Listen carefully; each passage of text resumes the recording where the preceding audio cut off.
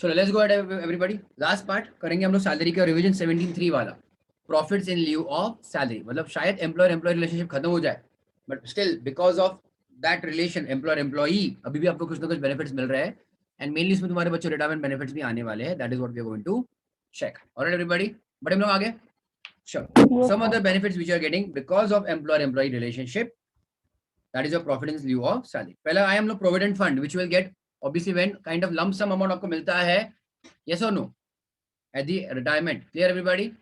In this case, during the employment, जब आपका service चल रहा है, all of you are contributing, employees contributing as well as employer is contributing. Provident fund बच्चों will be of 4 types: statutory, recognized, unrecognized, and बच्चों public provident fund ये अलग ही हो गया। ठीक है बच्चों? Now statutory is applicable to which type of employee? जल्दी बताओ बच्चों। statutory is applicable to all the government employees including your universities and colleges, हाँ या ना everyone? Then Yes. recognized provident fund बच्चों कौन सा सेक्शन है, कौन सा एक्ट है? 1952 बराबर है। Yes. recognized provident fund बच्चों 1952 बना ना, है कि नहीं everyone? Yes, sir. All right. Yes, sir.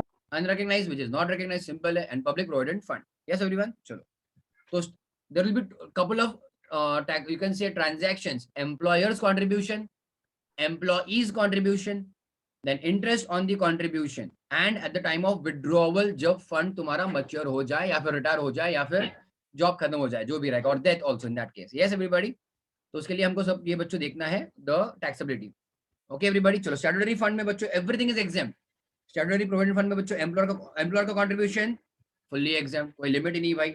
Employ का कंट्रीब्यूशन बच्चों इन स्टैट्यूटरी आपको क्या मिलेगा? एटीसी का डिडक्शन मिलेगा। ओके, देन इंटरेस्ट जो भी क्रेडिट होगा स्टैट्यूटरी प्रोविडेंट फंड में also completely exempt, no limit at all. And lastly जब आपका फंड बच्चों मैच्योर हो जाएगा, जो भी रहेगा ऑन रिटायरमेंट डेट और whatever, in that case again it is fully exam.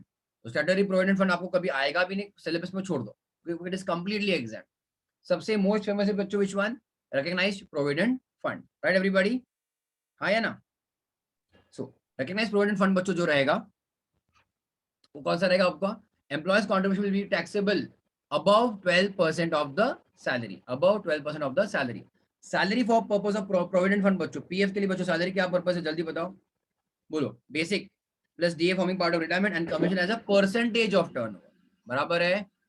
Salary basic मतलब plus DA forming part of retirement and your commission as a percentage of turnover, हाँ या ना बच्चों? क्लियर है? उसका 12% उतना अमाउंट तक विल बी एग्जेम्प्ट, उसके ऊपर बच्चों will be taxable. Yes everybody? Then employee का खुद का कंट्रीब्यूशन बच्चों is allowed as section 80C deduction, right? Interest जो भी अक्रू होगा उसके ऊपर up to 9.5% per annum is exempt, उसके ऊपर जो रहेगा बच्चों will be taxable. And amount received on maturity और यू कैन से रिटायरमेंट और व्हाटएवर, अगर उसने जॉब कंटिन्यू किया है फॉर एटलीस्ट 5 इयर्स तो ही एग्जेम्प्ट है, या फिर बच्चों it becomes taxable in the year of receipt, हाँ या ना? बट अगर बच्चों उसने 5 साल के पहले ही जॉब उसने बंद कर दिया है, but which was not under the control of the employee, मतलब जो बिजनेस का बिजनेस बंद पड़ गया, कॉन्ट्रैक्शन है, ओके, या फिर एम्प्लॉय का इल हेल्थ है, और फॉर एनी अदर रीजन बच्चों it is beyond the control of employee, खुद होकर उसने जॉब नहीं छोड़ा है, और अगर बच्चों 5 साल के पहले ही एम्प्लॉयर एम्प्लॉय रिलेशनशिप खत्म हो गया, still it will be exempt, हाँ या ना बच्चों? क्लियर है एवरीबॉडी? बराबर? Everyone understood? क्लियर? देन अगर अनरिकॉग्नाइज्ड प्रोविडेंट फंड है, देन एम्प्लॉयर का contribution it is not taxable yearly basis. Employee का कंट्रीब्यूशन बच्चों is not allowed as section 80C deduction for unrecognised provident fund, बराबर है? Interest जो आपको फिर से मिल रहा है बच्चों, again it is not taxable on year two year basis, okay. But अभी जो आपको मैच्योरिटी में मिलेगा, क्या क्या मिलेगा? खुद का contribution, interest on own contribution, then employer's contribution and interest on employer's contribution, बराबर है बच्चों? हाँ या ना? तो खुद का principal contribution is not an income जब उसको रिटर्न मिल रहा है, खुद का जो कंट्रीब्यूशन किया उसके ऊपर जो उसको इंटरेस्ट मिल रहा है बच्चों, that is income from other sources, बराबर है ऑल ऑफ यू? हाँ या ना? बट एम्प्लॉयर का जो कंट्रीब्यूशन मिल रहा है एंड इंटरेस्ट ऑन बच्चों employer's contribution is taxed as income from salary. So unrecognised provident fund में बच्चों दो हेड्स ऑफ इनकम आएंगे, IOS as well as income from salaries. Everyone understood? Clear? हाँ या ना?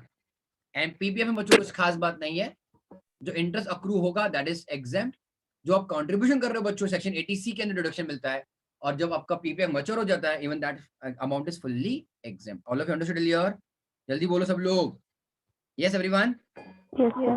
पीपीएफ में बच्चों एम्प्लॉयर का आने का संबंध ही नहीं आता है, so there is no concept of employer's contribution over there, okay. but please make a, you can say, summary of types of salary for different purposes. है ना बच्चों? क्लियर है? प्लीज एक ध्यान सुनना, एक ध्यान देना बच्चों. If after termination of employment with one employer, अगर उसने बच्चे जॉब छोड़ दे एक एम्प्लॉयर के साथ, सुनना मेरी बात, ओके.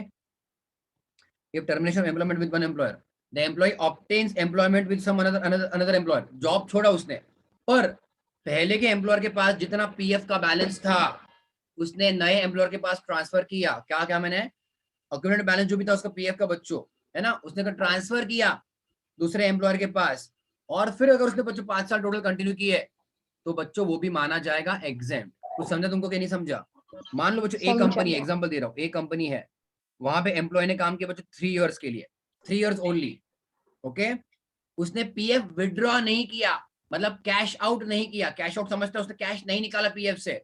उसने क्या किया, दूसरे कंपनी के पास गया, बी कंपनी मान लो उसका नया एम्प्लॉयर है वो, वहां पे उसने जॉब कंटिन्यू किया, मतलब जॉब लिया बच्चों, और उसका पहले का पीएफ का जो बैलेंस है उसने ये वाले कंपनी के साथ जोड़ दिया. बराबर. अब बच्चों यहाँ पे अगर वो 2 साल भी काम करता है ना, 2 साल 3 साल जो भी है, please pay attention, 3 years also over here, and now if he cashes it out, अब बच्चों विड्रॉ करता है, still it will be exempt. Did you understand till here? अगर कैश आउट किया 5 साल के पहले, फुल्ली टैक्सेबल. अगर ट्रांसफर किया दो साल, ऐसे नए एम्प्लॉयर तुम लेते रहे, बट कंटिन्यूटी तो बैलेंस रहा ना गवर्नमेंट के पास, उसने कैश आउट नहीं किया, then it is still exempt. समझे बच्चों आप लोग? आया ना? Such a case, period of service with former पुराना employer will also be taken into account for computing the period of continuous 5 years. मतलब in this case बच्चों, the example I gave you, 3 + 3 6 years total उसका service माना जाएगा, even if he is doing with different employers, क्योंकि उसने बच्चों PF का balance transfer किया है, कैश आउट नहीं किया था. और okay everybody? Okay everyone? Approved superannuation fund, अभी अप्रूव्ड लिखा है तो मतलब it is approved by the commissioner of income tax. बराबर है? It is just a fund, okay, for the benefit of the employee at the time of his retirement. तो अगर employer का बच्चों कंट्रीब्यूशन है, it is exempt from tax in the hands of employee, but only up to 1.5 lakhs. उसके ऊपर जो भी गया बच्चों, it will be taxable. Okay. Employee ने वो सुपरएन्युएशन फंड में कुछ कंट्रीब्यूट किया, it is eligible deduction under section 80C. और बच्चों जो भी इंटरेस्ट आएगा, it is kind of exempt. Okay, it is बच्चों what, exempt in the hands of employee. Right, everybody done till here? Okay. 1013 क्या कहता है बच्चों, आपका जो भी फंड है, ओके, यहाँ पे जो भी आपका प्रोविडेंट फंड है, उसमें से अगर आपकी लीगल एज को कुछ पैसा मिल रहा है बच्चों, चेक करना. ओके, चेक करना. So to the legal age, okay, अगर उनको पैसा मिलता है on the death of beneficiary, तो उनको वही कैलकुलेशन बच्चों उनको भी मिलेगा. ओके, तो चेक करो. So grants exemption in respect of payment from the fund to the legal heirs on the death of beneficiary, to an employee in lieu of or in commutation of annuity or on his retirement, to at or after the specified age or on his becoming incapacitated prior to such retirement. अगर वो बच्चों handicap हो जाता है before retirement, again it is exempt. And by way of refund on contribution on death of the beneficiary, अगर कुछ भी पैसा बच्चों legal heirs को मिल रहा है on death or retirement of the, you can say, beneficiary, again that is exempt. Right? Yes, okay, till you everybody done till you? NPS, National Pension Scheme. Employee will also contribute, employer will also contribute. बराबर है? Employee का बच्चों contribution will be of 2 types, 80 SCD 1 and 80 SCD 1B. Employee का बच्चों contribution जो 80 SCD 1 के अंदर कितना लिमिट है, 1.5 lakhs, और 80 SCD 1B के अंदर बच्चों कितना लिमिट है, extra 50,000, extra 50,000.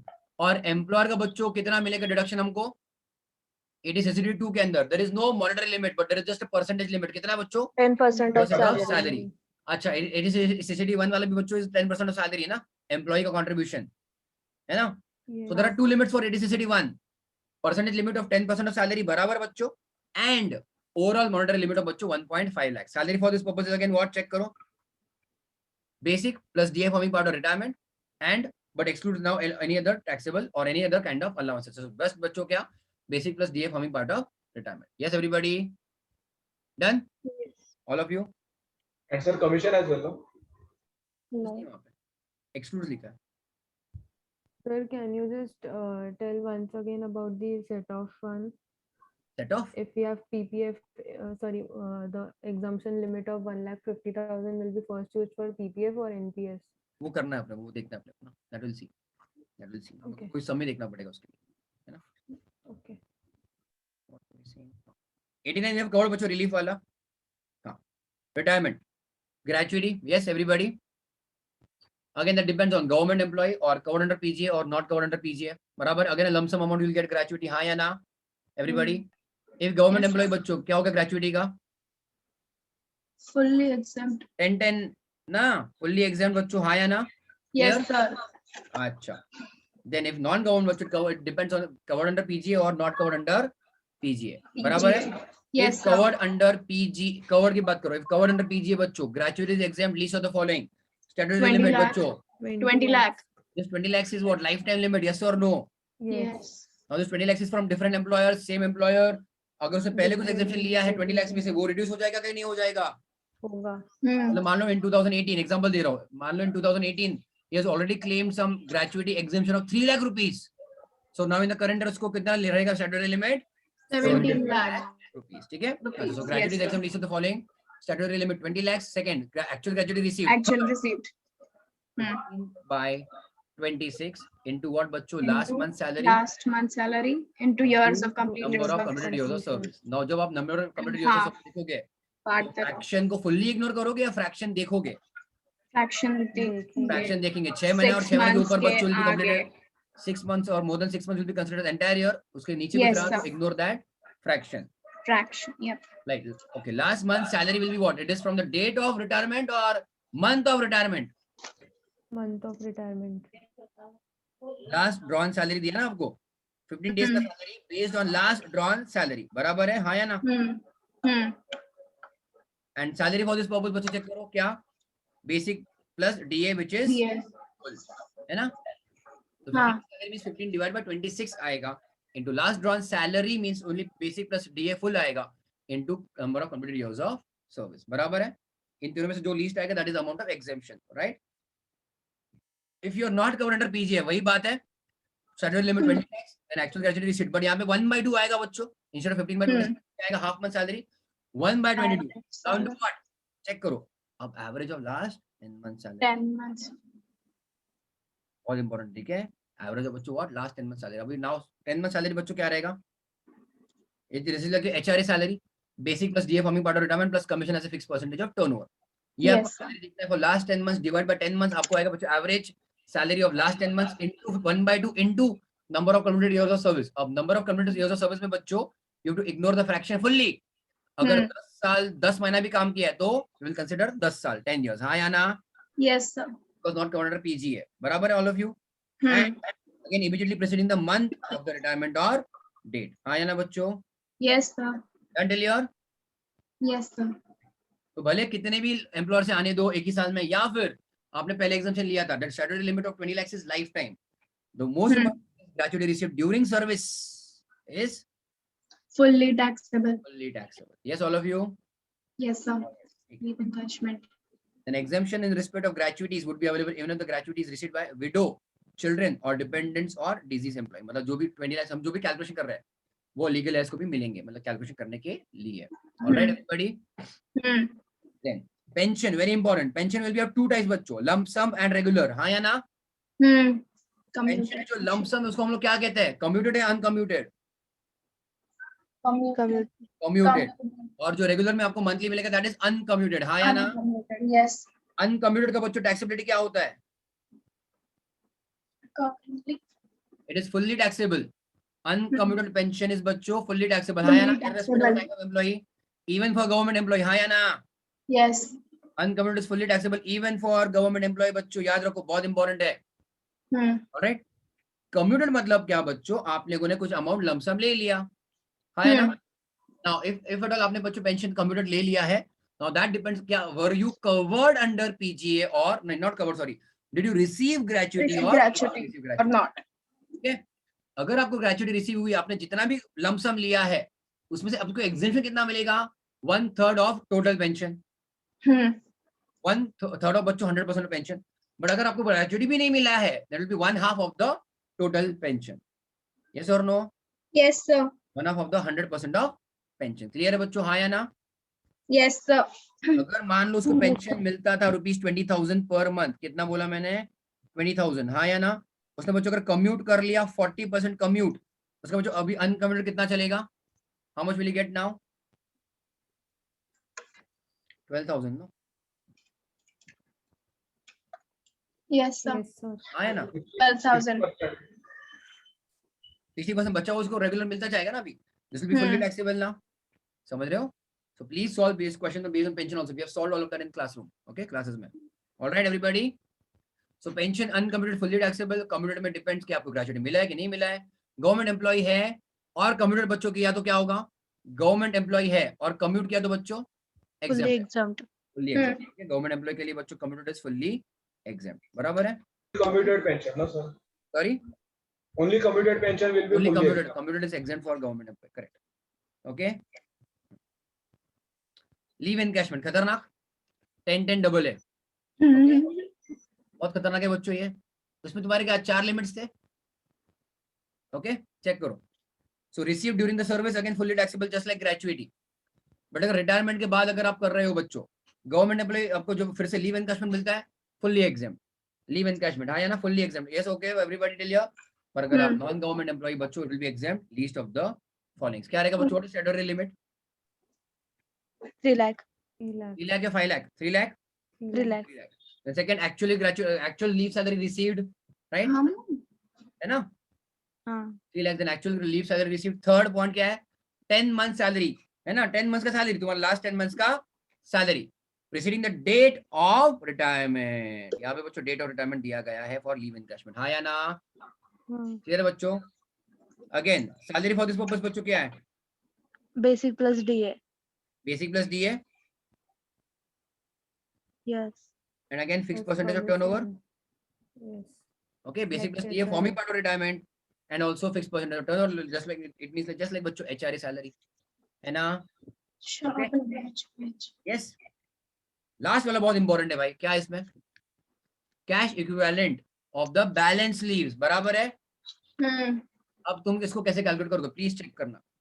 First will calculate number of leaves not available but credited दिए उसको every year number of days के हिसाब से. हाँ या ना? हाँ. मान लो उसको पेड लीव्स एम्प्लॉयर ने दिया 45 डेज इन अ ईयर. आप कितना कंसिडर करोगे? 30 days. 30 डेज बिकॉज वो लिमिट है. अगर एम्प्लॉयर ने 20 दिन दिया पर ईयर आप कितना कंसिडर करोगे? 20 दिन. 20 days. Yes, okay.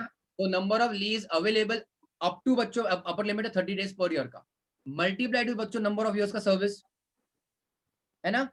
But total number of leaves allowed to him minus उसमें बच्चों कितने leaves उसने actually लिए हैं. तो आपको क्या मिला?